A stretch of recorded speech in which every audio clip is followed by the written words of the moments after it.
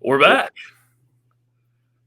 If you're just now joining in, welcome to a special edition of the Stick-to-Ole Miss Podcast, the second episode. As always, I'm your host, TJ Oxley, joined by my friend Caleb Salers. What's up, y'all? And you all. And we got a special episode for you today because it is the hot board episode. We are going to go through my personal hot board. You can find it at the Rebel Walk. We're going to go through kind of some of the names of how I got there, why I got there, the reasons I like them, some of the reasons that maybe I wouldn't choose to hire them if I was in Keith Carter's situation, just an overall perspective on that. And then we'll probably go into a little bit of some names that I missed, because as everybody knows, this is pretty much a guesstimate. We kind of put these things out based off what we think and what we kind of find and what seems to make logical sense in our heads. But what makes sense in our heads doesn't actually make sense in the people who work in athletics. So that being said, we're going to go through it. I think it's going to be fun. Caleb, I'm ready. You ready? I'm ready. All right, let's get it going then. So first things first, have you had a chance to actually look through this article completely? Yeah, I've seen your comprehensive list. It was more thorough than anything I could have written, and I write for a living. So yeah, kudos to you on that.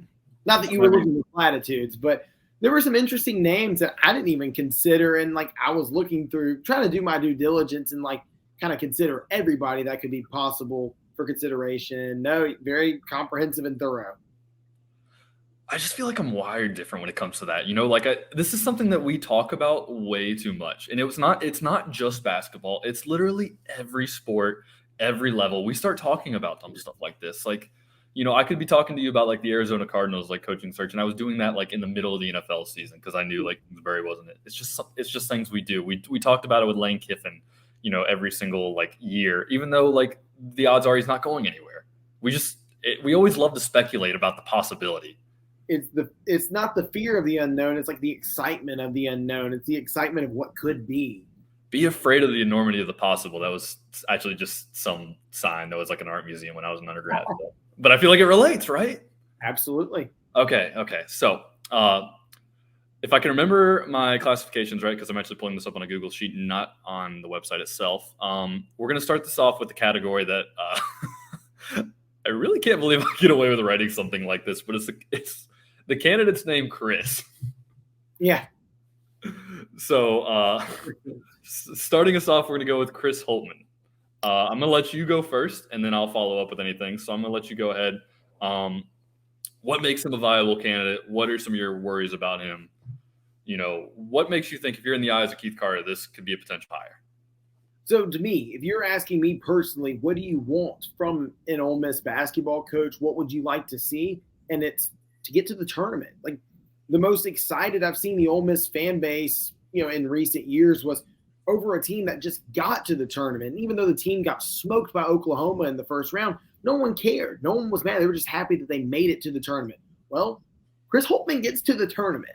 And even though he's having a down year this year at Ohio State, it's one of those things you can't just ignore it. You can't just brush it to the side. You also can't put all of your stock into that either. He gets to the tournament. Now, he's never gotten super far in the tournament. He's gotten to the round of 32. He kind of hasn't been able to break that glass ceiling. So it's one of those things if you were to get a coach that got to the tournament frequently, would you want to stay in kind of a purgatory situation where you get there and it's okay, yeah, we're getting there, but we can't advance?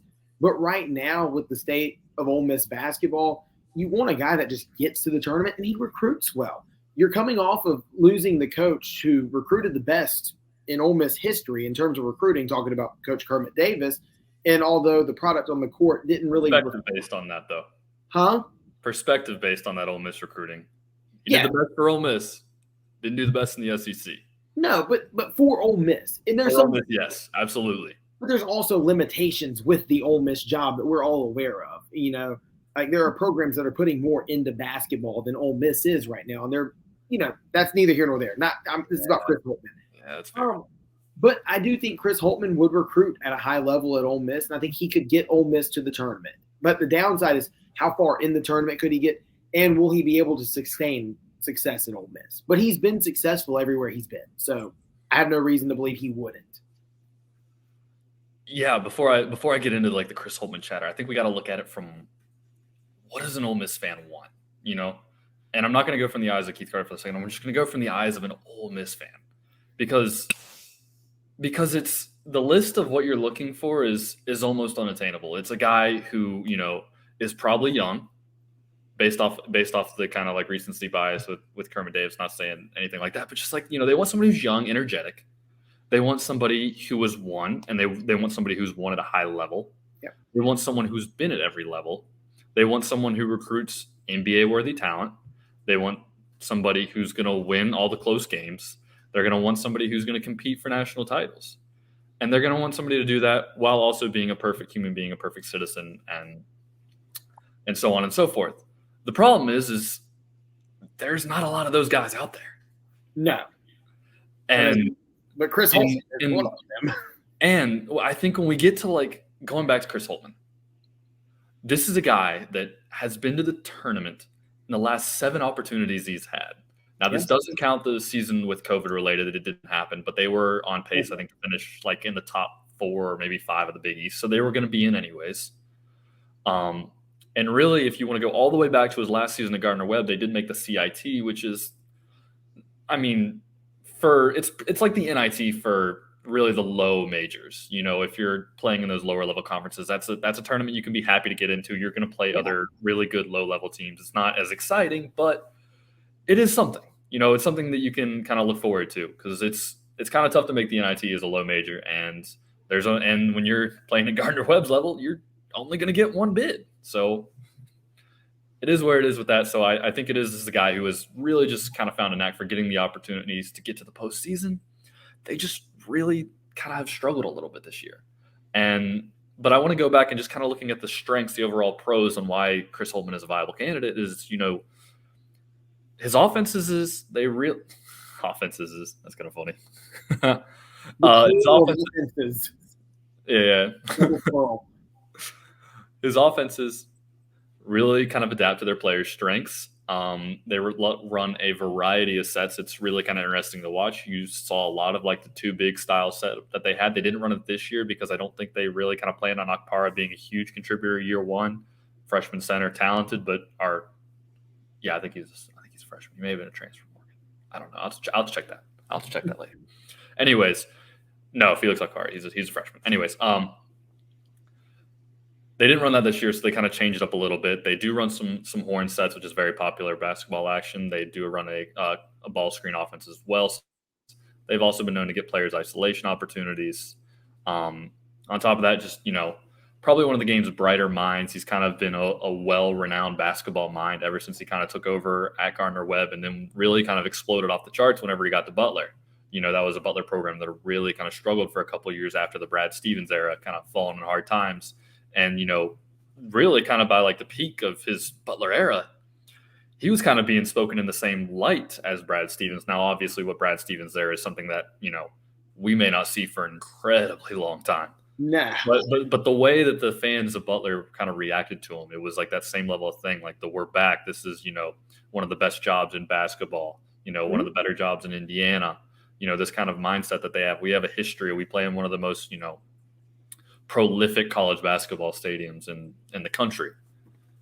But I think he also kind of, and I brought up all these offensive things, and I did it on purpose because I think a lot of the times people think of him as like a defensive-minded coach for whatever reason. He has had good defenses, but the past couple of years, his offense's efficiency has been better than his defensive. So we kind of have to treat him as more of a balanced coach. Mm-hmm. Now, getting into some of the cons when it comes to the Ole Miss job, he doesn't have any basketball ties to the area.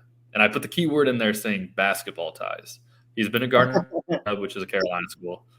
What he does have is he does have a family member that lives in the Mississippi area. That's all I'm going to say about it at this moment. But he does have family in Mississippi, so that is interesting. He was allegedly interested in the job in last year. The other problem is he's had a pretty damn good job at Ohio State. I mean, that's one of the better ones, right? That's a pretty good Big Ten job for basketball, and he's kind of had them rolling a little bit, and they have a lot of resources at Ohio State. That's a big money school. So does he kind of want to, play off of this rather unsuccessful year and make the reset? Does he want to go do something or something like that? And then if he does, is Ole Miss the job he wants to go to after that? I've heard his name linked to a couple other jobs. Even Notre Dame has kind of been thrown out there a couple times. So is this the job he wants? Does he want to go potentially there? Does he want to stay? He has a really good recruiting class coming in. I think he's got 3 guys in the top 50. So there's a lot of pros when it comes to basketball for Chris Holtmann. I think if you can get him, I think you're getting a home run candidate. And I see Holtmann as a guy, he grew up a Kentucky fan, and he grew up in Lexington. And, I do think he wants to coach in the SEC. And I'm not saying he's going to leave Ohio State for an SEC job. Now, if the Calipari situation got weird and Kentucky wanted him, he would take that in a heartbeat. I'm not sure Ole Miss is in the same light in his mind. Obviously, it wouldn't be.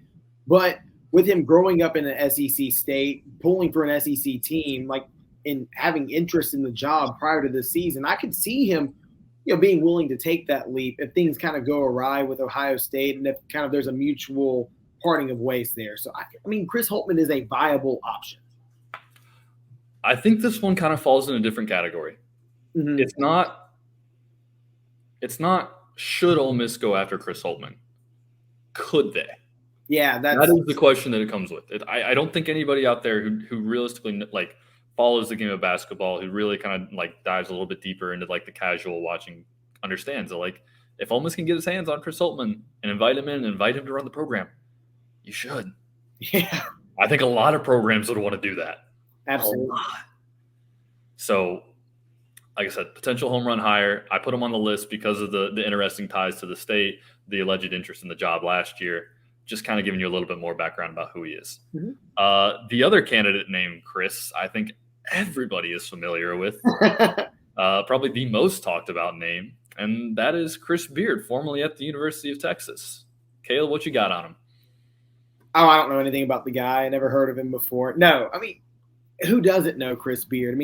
Runs one of the most dynamic offenses in college basketball. The product on the court is, if you're looking at him in terms of just product on the court, he's a top 3 coach, and he's not number 3. Yeah, you know what I mean? Yeah. Took Texas Tech to the national championship. Of course, they fell short against Virginia, against a generationally talented Virginia team with a generationally talented coach. But, he had Texas rolling, and Texas was a title contender this season prior to the incident occurring and him. I think they still are. Yeah, yes, and that's I think that roster is constructed to where they can make a run. They have a little bit. They have a little bit of an inside issue, maybe a lack of a true center, but they are very, very well balanced. Yeah, absolutely. And no. You know what you're getting from Chris Beard. What he did at Little Rock was awesome. Had them, one of the more efficient teams in the country. What he's done. Unheard of. Huh? That's absolutely unheard of. Yeah. Not even a winning season, but when he took over, I can't remember what the exact win total was, but up to 30 and 5. Yeah. A 30-win season in year 1, that is unheard of. At Little Rock. You could go play college basketball 2K8 and you could not do that even if you were playing the games. That's the level unheard of. Yeah.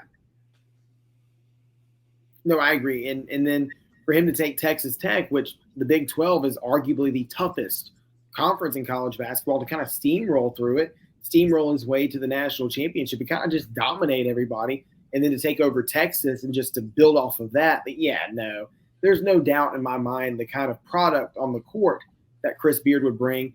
The problems that lie is will he be able to convince moms to let their kids go play for him at school? Now, if you're Ole Miss, it's kind of like the same thing we mentioned with Chris Holtmann. If Chris Beard's available, it's not a matter of should Ole Miss go after him? It's a matter of will he accept Ole Miss as a viable option as a coach? My opinion is if you can get a guy like Chris Beard, you get him. Duh. It's a no-brainer. Now, you will have obstacles, you will have hurdles to overcome, but at the end of the day, the product on the court is going to be spectacular. It's just kind of more the leap of faith of what kind of players will he bring in? What kind of talent will he be able to bring in? And time will only tell with that, no matter where he will end up at somewhere.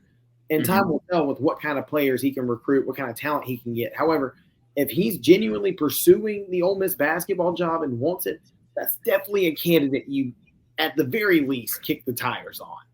Oh, you have to entertain it one way or the other. Absolutely. I'm just running through kind of some of the coaching accolades that he's racked up. 2019 AP National Coach of the Year, 2019 CBS Sports Coach of the Year, 2-time Big 12 Coach of the Year, 2018, 2019, and 2016 Sun Belt Coach of the Year. Yeah. He's coached in a national title game. Really was kind of entering the peak of his, coaching career. Mm-hmm. And that kind of just leads me right back to like where I was, like the pros. The resume speaks for itself. Oh, man. You have an opportunity to go and at least entertain the idea of a top 5 coach coming to them. Ole Miss doesn't get that opportunity. Ole Miss does not get that opportunity if there are no issues or anything obstacles that you would, let's call them obstacles that they have to overcome. Yeah. They don't get that opportunity. And not a lot of teams do, to be honest. No. You know, he left Texas Tech to go to Texas, which was kind of essentially his dream job. Bigger job, yeah. He's really good at maximizing talent. I love their offense. It really utilizes a lot of switching. It gets them kind of some more space to work through doing so. And they run, even at Texas, you could kind of tell that offensive roster they had. It was a little bit smaller than other teams, but they kind of were really talented. They could all attack in different ways, you know, especially with the 2 guards, Carr and Hunter, and then the big guy down low in Allen. Dylan Mitchell, obviously the 5-star freshman, really, really balanced roster. They can all score in different ways. And that's a tough team, you know, to go up against because you have to worry about so many different matchups going at you. Yeah. I put that he was an elite recruiter. This was more at Texas than it was at Texas Tech. He did get some really good players at Texas Tech, but he was also really good at developing them. So, yes. And that goes beyond Jarrett Culver as well. Yeah. Jarrett Culver is a special player. Obviously, you know, the negative side comes with it. We all kind of know what happened. The issues. It really, to me, it is the perception that comes along with Chris Beard. To me, you are going to get a little bit of a PR nightmare for a little bit. And I know there's been ways that you could probably try to go around that, or the way you could kind of brand that. But to me, you kind of touched on it with the mom thing earlier. It's, if I'm Chris Beard and I'm coming into, you know, to your house to recruit your son. Yeah. And I have to sit there and I have to tell you, I'm the best guy for the job. I'm going to mold your son to be the best human being. Are you buying that? Now, it's tough. It's tough. And, you know, I think there are things that Chris Beard could do to help himself out. Is he going to, you know, make any steps to like kind of, I'm not going to say right his wrongs, but, you know, to kind of like showcase that he's being, you know, taking the necessary steps to do Absolutely. that. But when you're looking at it from a basketball standpoint, again, this is another one of those, if you get an opportunity, you have to entertain it. He's a fantastic coach. And if he, you know, everything checks out, if you do your vetting process, if you're Keith Carter and you like what this guy has to say and you really believe everything, then yeah, absolutely make your run at it, throw an offer at him, see what happens. Absolutely. Because there are going to be a lot of jobs that come open and a lot of jobs are going to come after Ole Miss. And a lot of jobs are going to come after Chris Beard. Jobs would come after Holtman as well, but yes, I agree. Yeah. Okay. 100%. Yeah, we didn't even talk about Holtman he can't just leave Ohio State. He kind of, that's a tough one. I did want to ask you this question.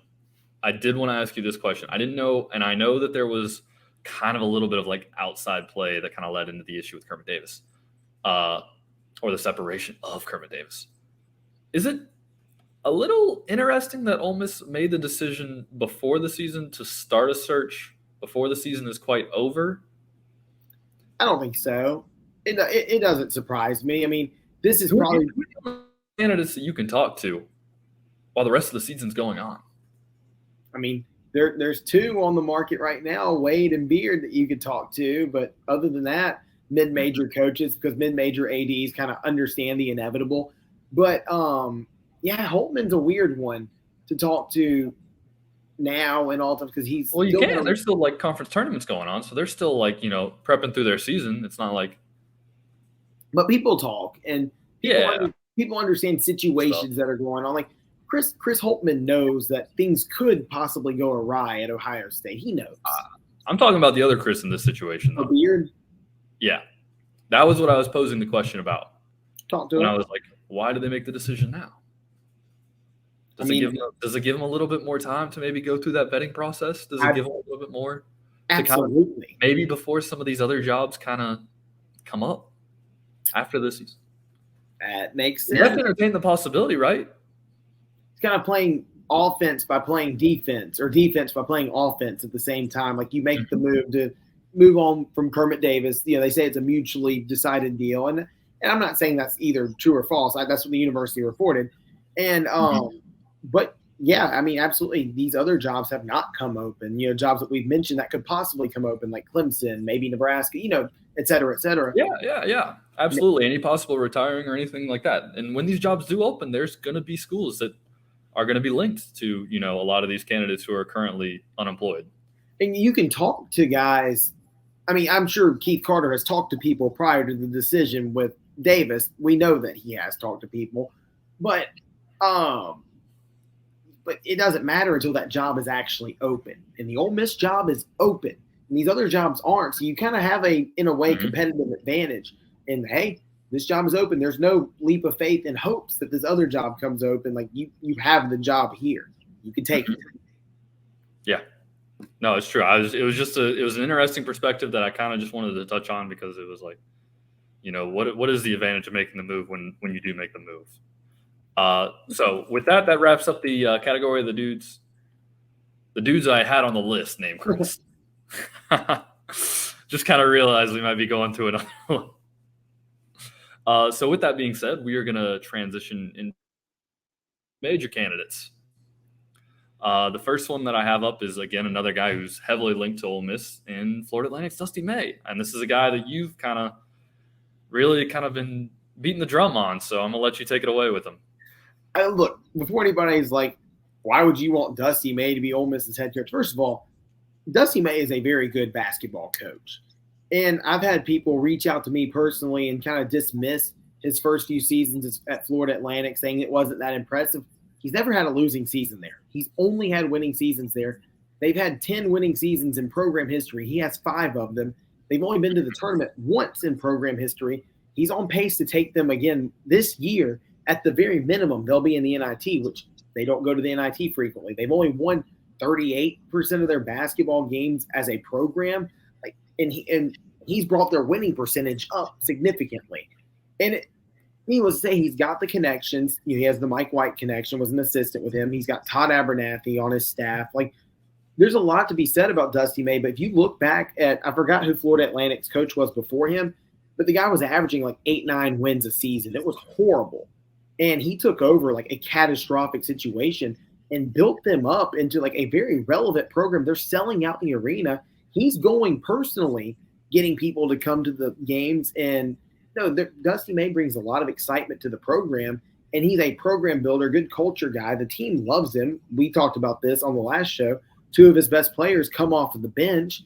And so you see a lot of selfless basketball, and you see the product on the court speaks for itself. The winning record he has now speaks for itself. But it's not even just this season. This season's just paying dividends for what he's done the past few seasons building up. It's not like I hate to bring this up with Coach Kermit Davis, as I admire him, but you saw he took the job. They went up, and they gradually kind of went down. Well, Dusty May did the exact opposite. He got the job, and he has built his way up, and he sustained it. And he's lost guys, but he's sustained his program. And I have no reason to think that he wouldn't do that at Ole Miss. You know what? You said it, and I want you to put it in big, bold letters, baby. Program builder. That's what this guy is. That's what he's done. He has went into that Florida Atlantic program, a program that has not had a ton of success, and has completely reimagined, rechanged the entire environment that team plays in. They have fans at games. They're, almost selling out. They are having a fantastic time there. And what he has done is he has really got players to come in, buy into his culture. It's a very selfless team. I talked about it a little bit on the first episode. They got 2 guys who come off the bench and are one of their more productive players who deserve starting roles. But they understand who they are and what they need to do to make this team win. It is tough to go 26-3. Oh, yeah. It is very tough. There's a difference between going 20-10 and 26-3. Big time. Big time difference. I mean, it is very tough to go through and win all those conference games. The CUSA is not a bad conference either. No. North Texas is a good program. UAB is a good program under Andy Kennedy. Louisiana Tech was a very good program. In the past, they had Marshall, who was also a pretty good program. Yeah, you like how I sneak that one in there real quick? I did like he stuck that. And Southern Miss had success in the past at one point. Southern Miss had success in the past. Exactly. But when you even get into it a little bit more, I mean, his offense is very, very fun. There's a lot of deception going on. It is interesting. I wrote down one specific play that I went through and I watched earlier, and it was awesome. Point guard had the ball around the top of the key.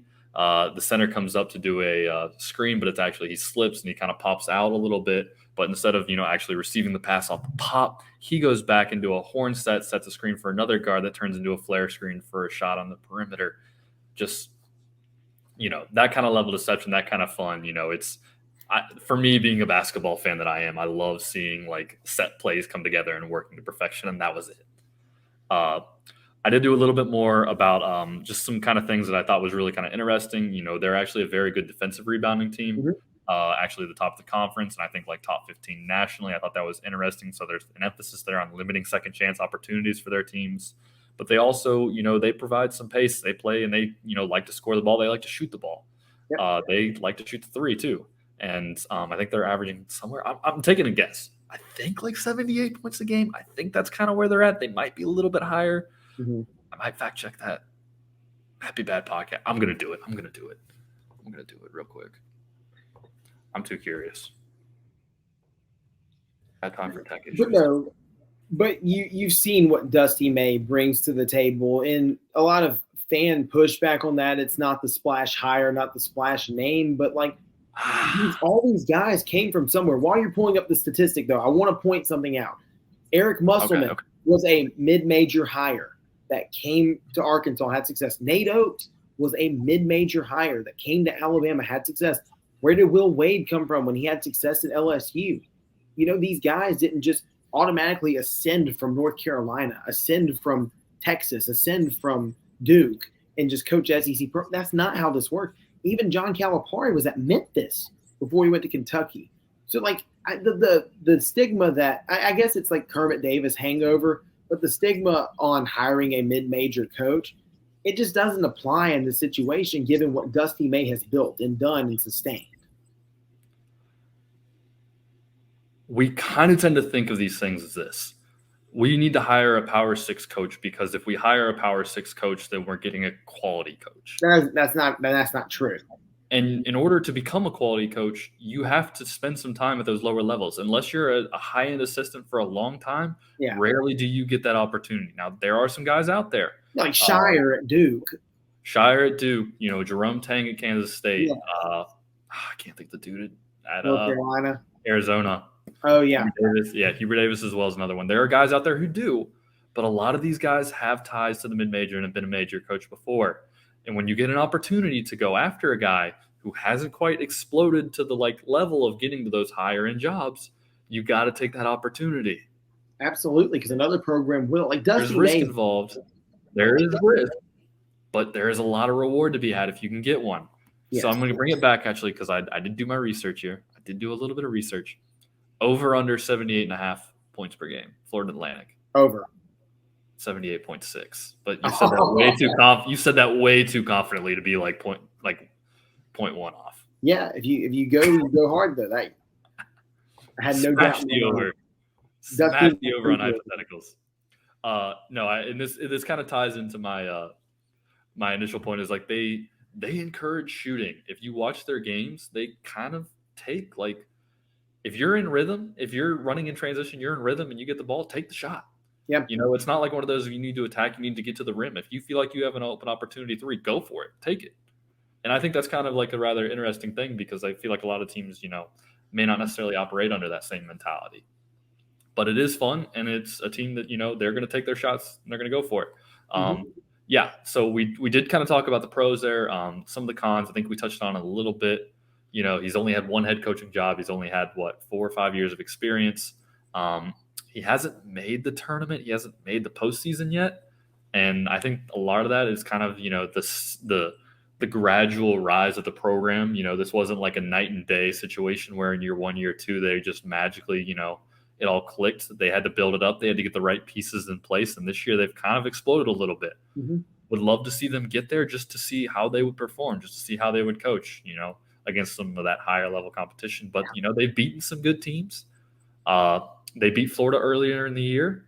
Mm-hmm. They played Ole Miss very, very close without one of their better players, if I'm not mistaken. Mm-hmm. Not going to say whether they would have won or whether they would have lost off of that alone. But that being said, it is, they did play them close. So they do have the ability to play those higher end teams with some higher end talent.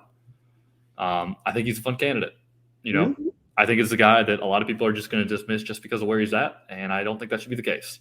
No, I don't either. But we're running on 30 minutes, so we are going to go through the next candidate. Speed run. The next a lot. We're going to go to Ryan Odom, Utah State. Mm-hmm. You got anything? Fun basketball, but not a lot of ties to Mississippi or the university. So he'd be kind of a fish out of the water, but could work himself back into the water. But fun style of basketball. This is interesting. This is actually really interesting because I actually talked about geographical adaptability as a plus. Mm-hmm. A guy who's been at UMBC is going to be known as UMBC. The run they made at Virginia. 16v1. Retrievers. Yeah. God, how long ago was that? 4 years? 3? Really? I feel like it might be longer. Maybe. I don't know. It feels like it's been a while. I think it sneaks up on you. It sneaks up on you. Yeah. Anyways, going back into himself, the geographical adaptability, he kind of goes out there, goes to Utah State after coaching at UMBC for a while. He adapted his scheme really well to the players he had on the roster and the transfers that he brought in. He's in year 2 out there. You mentioned the fun offense. They do take a lot of threes. I think it's almost kind of hovering around 20 per game. It's not quite the top in the NCAA, but I would probably put it in like the top 10 in attempts. Upper echelon. Oh, yeah. But what they are at is they're one of the top in like percentage of making them for teams that shoot a high amount of threes. So if you had like the matrix going, you're to the right and you're up as well. Mm-hmm. I went back and I watched a couple plays. I watched a little bit of game film on one, and there is one player I would love to see in a Ryan Odom offense. Mm-hmm. Amari Abram would be so fun. They run this double gap set, mm-hmm. and essentially what happens is they would get the ball, the player on the wing, and what would happen is they would have 2 forwards come over, and it's essentially kind of like doing like a rub screen or a ghost screen where they have both guys kind of go by. First guy goes really quick. Second guy follows through just a little bit as the guard's kind of going by, maybe potentially doing like some sort of like kind of like slow, like kind of a little bit of a pick action. Mm-hmm. But what causes that is with both guys running over there, it causes a little bit of confusion. They don't know what both the guys are doing. Both guys actually just go to the corner. And what happens is that like the offensive player that they have is actually going to use that kind of like a rub screen and look to turn the corner and go straight to the basket or straight into a pull-up. And that would fit right into Amari Abrams' game. Yeah, he plays off the pass. Yeah, and I think there was one more. There was one more I saw that I also was like, that's Amari Abram, but I can't remember quite what it is. It was another ghost screen action that involved into being a secondary pick and roll, but it was the same kind of thing. It was like a rub on the second one to where the guy just had speed and would go. I'm gonna have to find it. I'll retweet it later. So go ahead, give a follow to TJ Oxley one. Be on the lookout. I'll go randomly retweet this Ryan Odom play if I can find it. But so I immediately thought Amari downhill success would be a lot of fun. Flood the team with shooters. The only con I have really is Utah State has kind of struggled on the road this year. They're 13-2 at home, 5-4 on the road. That's a little bit of a worry thing for me, especially when you're going to a conference like the SEC where the atmospheres are a little bit more enhanced than the Mountain West. Mountain West is a really good conference this year. I'm not denying that. But that was just kind of where I was. He has the tournament. We know that. He's been there before. But there's a big difference between going to Boise and then going to a packed house at Rupp. Exactly.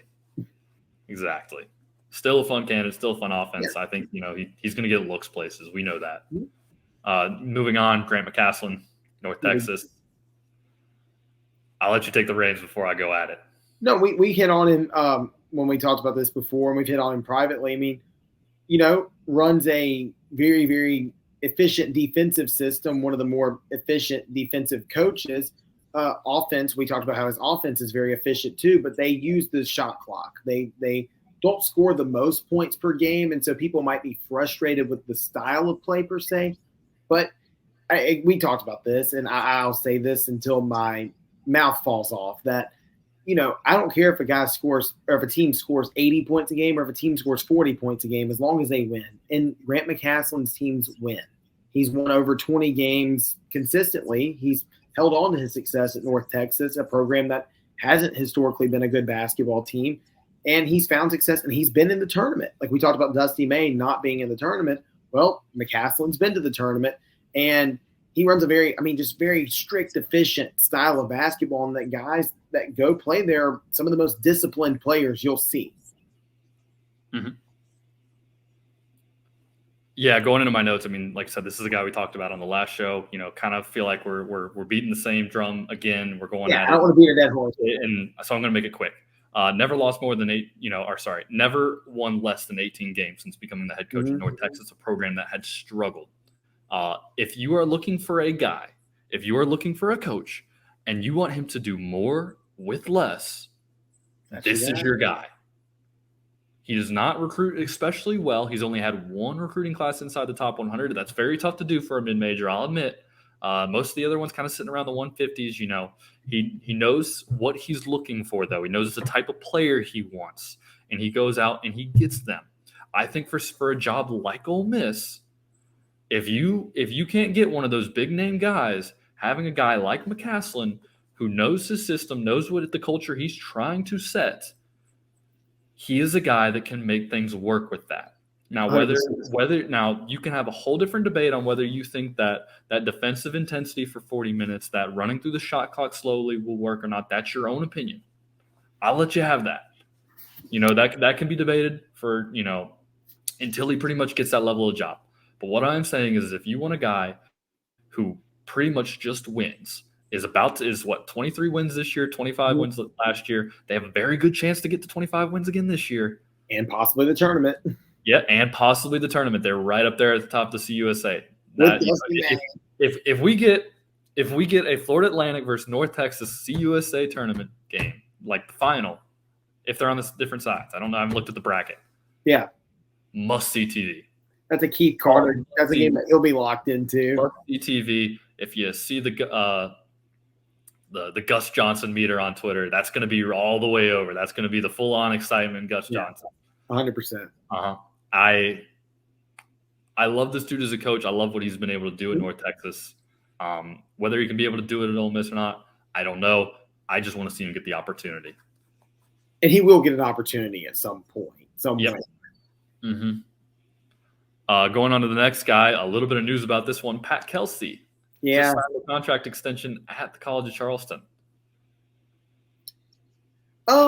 Definitely a long shot at this point. And we talk about jobs that could potentially open up. If like that Clemson job were to open up, like I don't think Ole Miss would have a chance at all. But I mean, what an exciting coach, though. What an exciting candidate. What an exciting guy. A guy that like I've never had any interest in College of Charleston basketball. I do now. Never had any interest in watching them play. I do now. And just to see videos of him doing pull-ups and the goal and just the players jumping around him, this guy going from place to place, telling people to come out to the games and just doing – and he doesn't recruit players as much as he recruits fans to go out and – like this dude, like if he were in Ole Miss right now, he'd be going to the student union. He'd be going to classrooms. He'd be going everywhere telling everybody, come to the game, and building excitement in the program. And the way the players love him, the way they buy into his system is unparalleled. And the basketball is fun, and he wins. The guy just wins everywhere he goes. I mean, he took Winthrop to the tournament, 2 or 3 times, and is on pace. I mean, he'll probably take College of Charleston. And no, Pat Kelsey, it's not a matter of if, but a matter of when he's going to land a big job. And you talk about a culture guy. You can't find a better culture guy than Pat Kelsey. Yeah, no, you hit the nail right on the head there. The energy with this guy is absolutely insane. You talked about him, the video of him doing pull-ups at practice. The players love seeing that. They're all about it. They play. He goes out. He goes to student unions. He's recording videos. He's getting fans to come to games. College of Charleston, solid arena, really solid campus. I've been there a few times. Really love it. But what he's doing there is something that we haven't seen before. So you know what?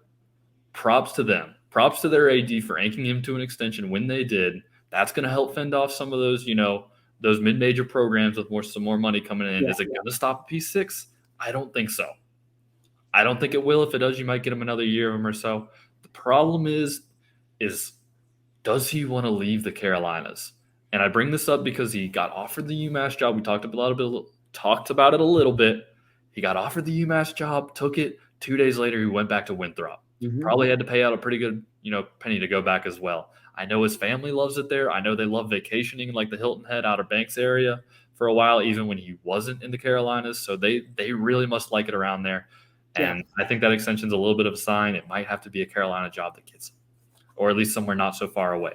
Can they sell him on Ole Miss? Potentially. Will they try to? I don't know. But if you're looking for a guy, and this is a low major guy who just really is going to excite the fan base, like honestly, Pat Kelsey and Lane Kiffin on the same campus. I mean, honestly. Man, that would be exciting. Sports would be all that. It'd be all that. It'd be a turnaround for sure. I'm telling you, there wouldn't be a time with baseball in there as well. There's not a time. Don't forget Mike Bianco now. There wouldn't be a time you wouldn't love to be an Ole Miss fan. No. That contract extension, man. I know. Good for them. Good for them. Really good for them. I just think I'm not writing the potential of Pat Kelsey off per se, but I definitely think it's a long shot at this point. I think the next 4 guys we're getting into are guys that were kind of, from my point of view, they were a little bit of stretches to kind of put on the short list. But I really kind of wanted people to get aware of them because they are quality coaches. They are doing things that are very, interesting. And it's a hot board season, man. And the Ole Miss job is open, and there has not been anybody to fill the job. So why not? Yeah. I think especially when we get to some of the guys that I may have not put on, there will be some debates about why him over him. So I will happily answer those. But going back to this, Amir Abdur-Rahim, Kennesaw State, number 1 in the Atlantic Sun. I know some people have put Richie McKay on a hot board. I think I've seen that a couple times on the one sent to me. What Amir has done in the Atlantic Sun for a Kennesaw State program that really hasn't had any success since going to the Division I level is kind of incredible. He takes over the job. He wins 1 game in year 1, consistently builds up, and now they're atop of the A-Sun. And listening to the interviews with this guy, the post games, the press conferences, I think Ole Miss fans would love it because he just tells it how it is. No coach speak. No coach speak with it at all. I mean, it was one game. I can't remember exactly who the loss was. I remember seeing the video of this. And, the question is like, did you feel like you deserved to win this game? Or did you deserve like your players played hard enough to win this game? And he just was like, no, not even close. Like we got, out physical, we got out toughed, and we got out hearted, and it was just blunt. It was a sign. He knew what the standard was for his team, and he wasn't going to let them he was going to hold them accountable for not reaching that.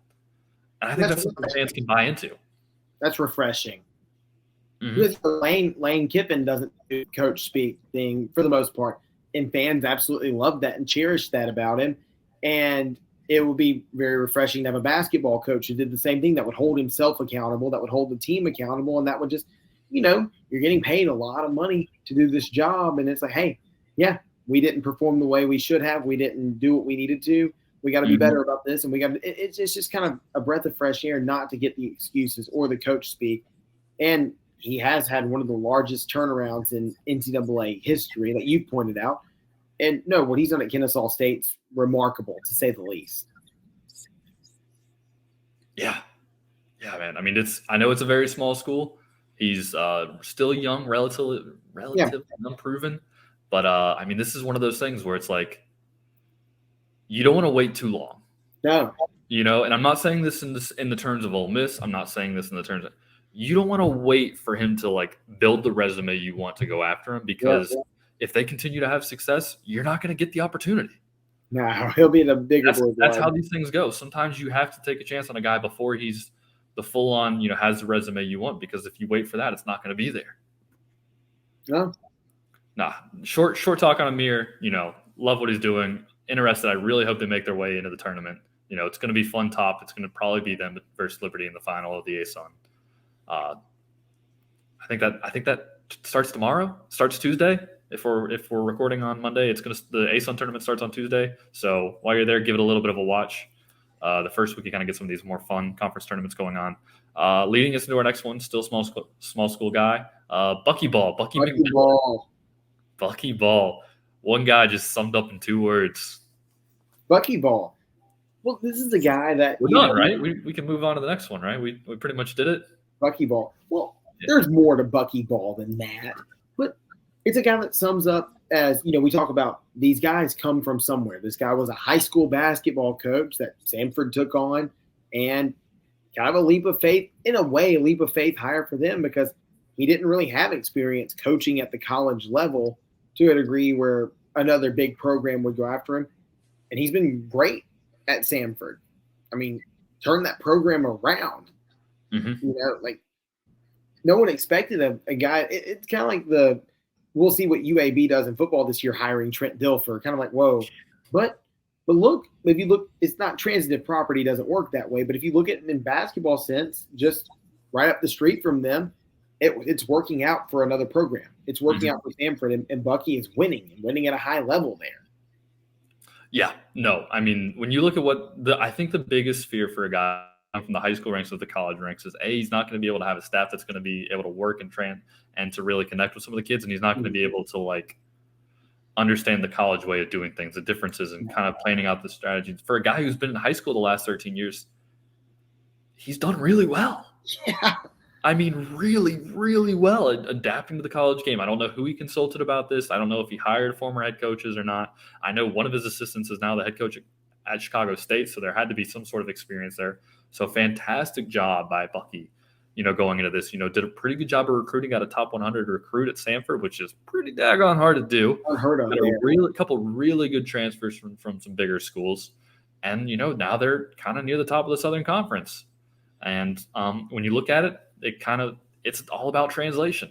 Mm-hmm. The offense, the defensive schemes that he has, they've translated from the high school level to the college level. Mm-hmm. And is it going to take that next jump if he ever gets a bigger job?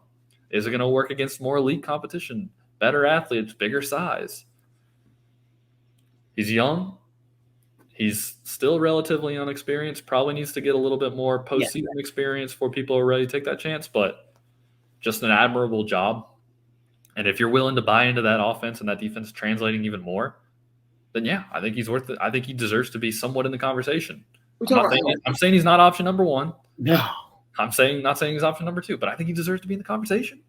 Yeah, yes. And another guy that will end up getting a bigger job than what he has at some point. But we talked about Pat Kelsey being a guy that's that you just root for. You love Pat. Bucky McMillan is a guy that's just like, man, to see what he's done at Samford from coming from high school ranks and to see him have that level of success, you have to pull for the guy. You have to cheer for him. It's kind of like you really don't see this that often. The guys work this way up this ladder. He's working up a ladder that's kind of unfamiliar to most coaches or most coaching searches, and it's kind of admirable to see, and you want him to succeed wherever he goes. And this is another interesting point. Samford took a chance on Bucky McMillan. Yes. They took a chance on a guy that was not your normal hire, that had not had your normal practices, and it's paid off for him. Mm-hmm. And I'm not saying that Ole Miss has to do it. I'm not saying that, any Power 6 school has to do it. I'm just saying that, sometimes you have to be willing to take that chance because it can pay off. Absolutely. Now, leading to talking about the Southern Conference, actually transitioned into our next guy, Bob Ritchie at Furman. Been there a few years, been really, really done a good job of sustaining the success after Nico Medved. I think I said that right. But I'm going to go into a little bit about him. We're just, for the sake of time, we're going to go through it very quickly. That's all you. Okay. Really runs a really kind of interesting offense. It's very smart, very high IQ players out on the court at all times. Kind of has some Princeton style to it. There's a lot of cuts. There's a lot of backdoor action. There's a lot of that Princeton motion from back, way back when, the 70s, 80s, 90s. That was kind of, made famous. The big negative on Bob Ritchie is he hasn't quite gotten to the tournament yet. Mm-mm. It's been there about 5, I'm going to say at least 5 years. I don't know the exact number. But, every year you see him second, third, they won, but they didn't win the conference tournament. They've been right there, but they just kind of haven't gotten over that hump yet. And I think he kind of needs to get there before he gets up for some of these bigger jobs. I think it's coming. I think his time is coming. And maybe this is a year. Maybe they go on some sort of run. But I think just from a standpoint of viewing, you just want to see him kind of make that leap before you're kind of sure that's it. Transition to the last guy on the list. Last, certainly not least, another Baylor assistant, Paul Mills, Oral Roberts, undefeated in conference play, the only team undefeated in conference play. That's a pretty big feat. I don't care what conference you're in. Mm-hmm. Oh, 100%. In a Scott, I don't know. I love Scott Drew. I respect Scott Drew, the program he's built at Baylor. I mean, the sustainability he's had there. And then, again, Big 12, one of the toughest, if not the toughest conference in college basketball. And his disciples have done well. All of them. All of them. Every one of them. So well. Every one of them. I mean, we're not even going to talk about Jerome Tang because there's no chance he's leaving Kansas State for this. But, I mean, what he's done, I mean, he should Coach of the Year consideration for a one-year turnaround that he's done there. Yes. And then you look at earlier on the list, we have Grant McCaslin, who's a Scott Drew disciple, been there for a few years, and the success that he's had in the few years that he's been in. And now we're talking about Paul Mills and Oral Roberts. Mm-hmm. Now, what I will say about the difference between Paul Mills and I think some of the other guys is Paul Mills' offense is so much fun.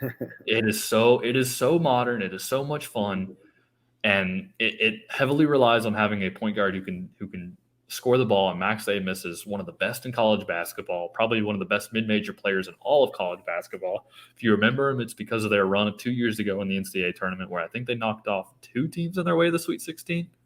The development of Max Abmas, another player on that team, Kevin O'Banner, big-time jobs there. They got Arkansas transfer Connor Vanover, 7'3", I believe, can shoot lights out from 3. Slower than dirt, but can shoot the ball. What they kind of do is they run a very high pick-and-roll offense. A lot of teams, their picks kind of happen right on the three-point line. They're going to stretch that out even further. They're going to take that to 5 feet beyond the line, and it's going to open up space. And what that's going to do is it's going to force your big man to either say, like, I'm going to go try and stay in front of Abmas, or I'm going to play in the drop, and if not, he's going to attack. Yeah. And it creates a lot more spacing like that. There's a lot more advancements to it, but that's kind of like the fun you're going to see out of it. It's kind of a big premise of that offense, especially when you have a playmaker like that who's going to get a high usage rate. And does that play into Amari Abrams' hands like we talked about earlier? I think it could play into a lot of players' hands. I think it play into a lot. The only con with Paul Mills is that they kind of the same thing as FAU. They exploded this year. Mm-hmm. Last year didn't make the tournament. 2 years ago, obviously they made a run, but they kind of needed to win the conference tournament to get into the tournament. So they exploded this year. I think he's close. Another guy. I think it doesn't hurt tires on him. I think it's fun to go out, kind of learn more about him. Hopefully this kind of gives you a little bit of picture of who these guys are. But now we're going to kind of, for the last few minutes of the show, we're going to talk about the misses, the guys I didn't put on there, the guys who might be talked about a little bit. I'm okay with that. I'm okay with not having them on the list initially. It's fine. I didn't do this expecting to be right. And I'm not trying to sit here and say I'm going to be right. No, me neither. These are just some guys that I just maybe had a different viewpoint on or standpoint, and now that comes out that there's more. So we have to kind of take a look at them. Yeah. So the first one, and then the one that everyone is probably like, why haven't you talked about this guy yet? You're 53 minutes into this show. Why haven't you talked about this guy? Will Wade, former coach at LSU. I'll go first, and I'll let you talk about him. For the pros, I put he's young. He's still in his lower 40s, maybe 45. He's a high-level coach who's had success at every level, had success at VCU following Shaka Smart, takes over at LSU. He has great AAU connections, really good recruiter as well. Bill Armstrong, former Ole Miss assistant, former assistant at LSU, is now the head coach at Link Academy, has done really well there. So I know he still has those connections. The havoc defense that he portrayed in the half court of VCU, that was something that I remember personally from his time taking over from Shaka Smart, was really fun to watch because I'm always a fan of those weird kind of little more intricate defenses that you don't see very often. Yes. I put that he's an NBA factory. Just a quick little run of guys that he's had get to the NBA and he's developed to get there. Rebel killers. Tremont Waters, defensive stud. Trendon Watford, one of those 6'9" skilled forwards. Naz Reid, center. Cam Thomas, 22 points a game in college. Yeah. Had that ridiculous 3-game stretch of putting up 40 points in the NBA. Darius Days, Javonte Smart, Tari Eason going to the Rockets last year, Skylar Mays, and then I think the last thing I put on there is that the players really love playing for him. they kind of understood him a little bit. Getting into the cons of Will Wade. The elephant in the room. Yeah, the NCAA investigation is still going on. What was it? Several level 1 and level 2 charges going against him right now. The investigation had started, I think, within the last couple months, or maybe the last month since January. We're going to be awaiting a decision on that. And for a team to take a chance on Will Wade, you kind of have to understand that there's an implication that the risk involved that he may not be able to coach next year. Yeah. He may have to sit out only a few games. He might have to sit out the whole year. We don't really know what the severity of this is going to be. On top of that, this is a rather interesting one because I'm not knocking the fact that he turned LSU around. Where they were before to where they were when he was the coach was an impressive buildup. But like you kind of talked about earlier with Dusty May kind of building things up, and when Kervin Davis was a coach, that they kind of went up and then went down. Mm-hmm. I kind of found an interesting parallel there because the second year he was there, they went 16-2 and were the first seed, in the SEC, and they had some really good players on that team. I'm only going to stick to the underclassmen there, but this was when they had Tremont Waters as a sophomore. They had Smart as a freshman, Emmett Williams as a freshman, Darius Days as a freshman. Those are guys that kind of lingered around for a little bit. The next year they were second in the conference, still really good. Then they were third. A couple of those guys left. Mm-hmm. They went on. They had their NBA careers, but they also brought in other guys in this time period. Tari, of course. Cam Thomas, other players. But then that next year hit, and they went 9-9 in conference play. So if we're talking about the chart of how things are going, they ended up 5th in the SEC that year. They were, like I said, 9-9. And then that's when kind of everything kind of hit afterwards. That's when they kind of made the decision to get rid of Will Wade, that whole thing go on. Now you can make the argument that if they would have had that next class coming in, had 2 5-stars, Julian Phillips, Johan Traore, Phillips now at Tennessee, Traore now at Auburn, could that have gotten them back over the hump? And then that kind of leads me to my next question with him is he still going to be able to get those same level of players that he did while he was at LSU? I know he's a very good recruiter. I don't, diss that whatsoever. Are we going to provide the same, not the same level of resources, because I think LSU was kind of, on a higher end from some of the other people at the time. And that's, is what it is. Yeah. I think is Ole Miss going to do enough resource-wise to get him in the position to get some of these players? Well, does Ole Miss have to per se, because Will Wade does bring his own NIL to the table? You talk about the AAU connections. You got to think about the shoe connections that he has. You got to think of everything there, and that from everything I've heard, he can bring upwards of $2 million of his own kind of NIL package to the table, and so that's more than any other coach has brought to Ole Miss. It's more than what's been brought. So, will he recruit at the same level that he recruited at LSU? I wouldn't expect that at all, because LSU brings NIL, brings money to the table as well. But it was also a time when I don't think that other teams were doing it like that. Yes. You're right. And that also helped. They were getting in classes. Yeah.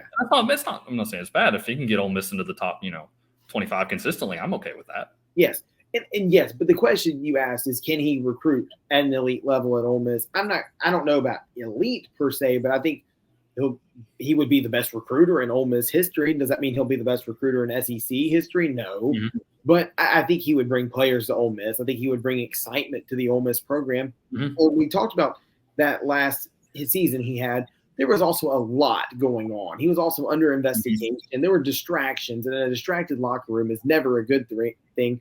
Ironically, one of those losses in conference play was to Ole Miss when, the unfortunate injury to Deshaun Ruffin occurred. But you can tell that was a distracted team, a talented team nonetheless, but a distracted one. But a revamped Will Wade without the distractions, without the weight on his shoulder, without everything looming, could be a dangerous weapon. Am I arguing that it's on the same tier as a Chris Beard coach team? No. But, he wins. He brings excitement.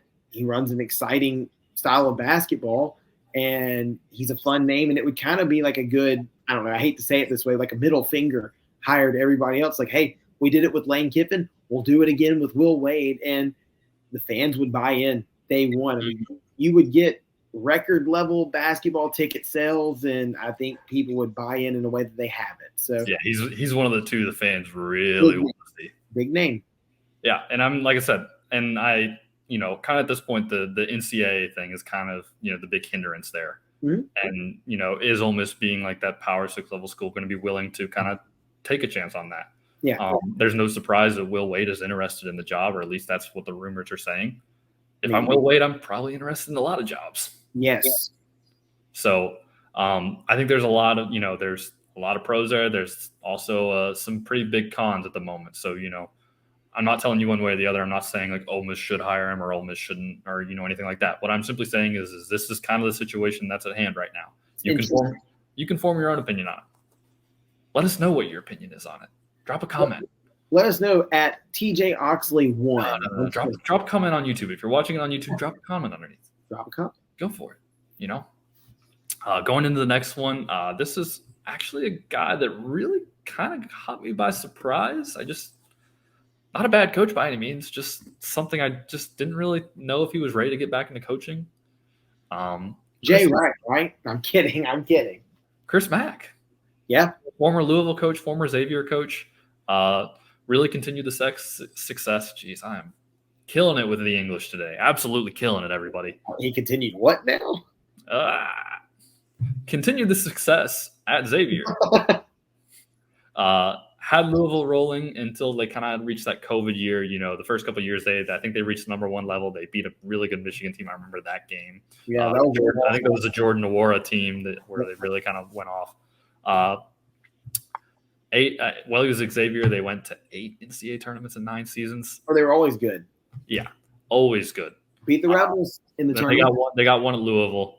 The negatives, obviously, the Gaudio thing, the illegal, recruiting videos and the personalized stuff like that. Gaudio kind of wanted to oust them after he kind of was told he wasn't going to be on staff anymore. Yeah. And if you kind of remember, the Gaudio thing actually led to Eric Vanderheiden ending up at Ole Miss because he was a former Louisville commit. Mm-hmm. So you remember that name and remember seeing him in an Ole Miss uniform. There's a connection for you. Times. And then just kind of Louisville, as all those things kind of went on, Louisville kind of got hit. They kind of started to struggle. They felt the weight of that. They kind of really took a downward spiral, and still, even under Kenny Payne, they're still trying to find a way to recover from it. It's been a rough go for Kenny Payne, Old Mississippi native. Oof. Yeah, I know. But Chris Mack is an interesting, and there was a lot going on at Louisville. And even prior to him taking that job, a lot going on with Pitino's departure. And that may be one of those programs that's just kind of snake bitten right now. Now, Chris Mack did have a role to play in that, but he didn't suddenly forget how to coach basketball. He didn't suddenly become a bad basketball coach. And you saw how good and consistent he was at Xavier to where he worked his way up the ladder. If he's interested in an Ole Miss job, that's definitely a guy you talk to and say, hey, you've done this, you've had success, you've had downfalls. What were the reasons behind your downfalls, and what were the reasons behind your success? And the record speaks for itself, though, overall. Yeah. I think one of the more interesting questions I have regarding Chris Mack is are you ready to commit and go back into this? Yes. You've been out for, a year or so. Mm-hmm. And again, it's not like it's one of those things where he was kind of after it all went down, he was kind of content to just sit for a minute, It's are you ready to pick it up and go? Are you ready to get back into the full swing of things, commit to this completely? We need you 100%. We need someone to and the other thing is can he – I'm not going to say can he. I'm going to say he's never been quite in a situation where he had to build a program. Mm-hmm. And that's kind of where Ole Miss is at. Now they have some really good pieces if you can continue to re-recruit those pieces back. They're not bad, but you need someone who's going to be able to take you to the next level. Yeah. And he hasn't had to do that. Doesn't mean he can't. I'm not saying that at all. It does not mean he can't. No. He just hasn't had to do it yet. He took over a very successful Xavier program, continued that success, really had them at some high level of basketball. And then the other thing, and for all the watchers, enjoy that. That's a great little thing. For the listeners, I'm sorry. And then at Louisville, they were also, under a pretty okay situation. They had just gotten rid of Tina, but they were still which leads me to my final candidate, the one that's going on, is Penny Hardaway, coach of Memphis. This one kind of feels more like Penny has made it known that he is interested in Ole Miss. This is a guy who has been able to bring elite level talent to Memphis. Recently this year, they kind of adapted a different strategy. They went for more veteran, heavy experience and getting guards like Kendrick Davis to come from SMU. They brought Alex Lomax back. DeAndre Williams is a transfer who's been there for a few years. And now you're seeing them with an experienced team really kind of start to put it all together a little bit in a conference that's kind of done really well, especially considering they have the number one team in the country in Houston right now. Yes.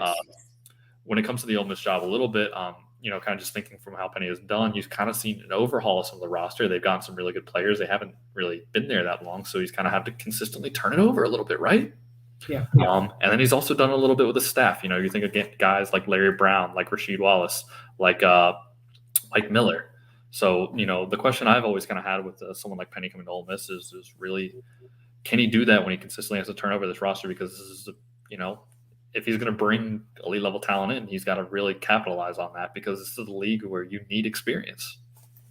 Well, we've talked about this before, but Penny Hardaway's brand sells itself. There's not a young player in the country that sees Penny as doesn't want to play for him. Everybody wants to play for Penny at some point or another. And the problem isn't, does the brand sell itself? It does, absolutely. And he will get guys. It's sustainability. Can he keep those guys? Can he keep those guys around instead of like Alex Lomax, where he lost him, that had to get him back again? Can he get the guys and keep that spark there and then build off of that? But the big question to me is, why is he interested in the Ole Miss job? Why would he want the Ole Miss job where Memphis is his alma mater and where he's kind of had his big job of college coaching given to him? But that's a Penny Hardaway question, not a me question. But that's my only kind of reservation is I want to know why he's interested in the Ole Miss job more so than, oh, wow, he's interested. That's cool. Next guest, Penny Hardaway. Yeah. This is a formal invitation, Penny. Come on up. Come on down. Bring him on. We're ready. We got the questions. No. Yeah, I think you bring up some really good points. He does have a lot of brand recognition. He gets a ton of players to come there. If you have aspirations in the NBA, Penny Hardaway is not a bad guy. He was a star. Well, that's the list. Yeah. We did it. We did it 45 minutes longer than what we kind of planned to do it, but we got through it. If you're still here, go ahead. Let us know. Let us know. Oh, it almost did it again.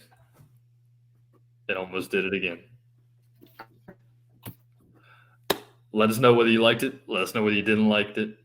We're going to try to wrap this up a little bit before any sort of other internet happens. And it's crazy right now. Crazy situation. I love it. But we're going to wrap it up on a high. Let us know what you think. We're always looking for comments. We're always looking. While you're at the YouTube page, go ahead and give the Rebel Walk a subscribe. Just keep up with all your content. Go ahead and follow us at the Rebel Walk on Twitter, on Facebook, on Instagram, the Rebel Walk. I'm TJ Oxley 1. That's Caleb Salers, Super Talk. Caleb, let them know where they can find you at. Supertalk.fm on Facebook, on Twitter at Supertalk News. Everything I write online for Supertalk. If you're in, you can always go to Supertalk FM and tune in live. I do, news updates throughout the afternoon, the top of the hour, half hour. So you can find me there. Supertalk.fm. For Caleb Salers, I'm TJ Oxley. Have a good one, y'all. Boom.